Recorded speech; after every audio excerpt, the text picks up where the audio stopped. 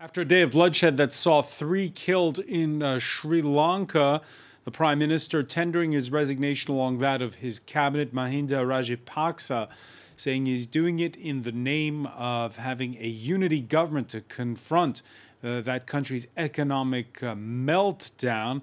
However, protesters who've been piling on the pressure for weeks say it's not enough. They also want to see the resignation of his brother, the country's president. The resignation is huge. It is something that the protesters have been calling on for more than a month now.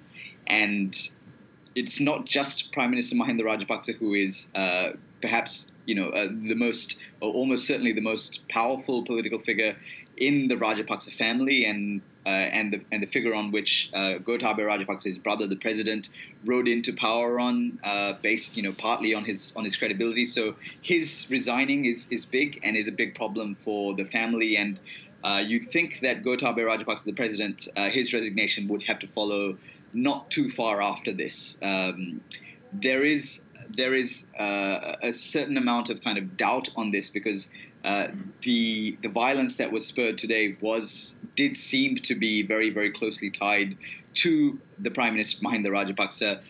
Protesters or pro-government demonstrators, pro-Mahinda Rajapaksa demonstrators, turned up at his official residence at Temple Trees, and they were invited into his residence, which is almost completely unprecedented that a group of people would be allowed in to the Prime Minister's official residence. And then it was only after they left his residence that the violence began. They began to tear down some of these kind of occupied tents that the anti-government protesters had set up for weeks.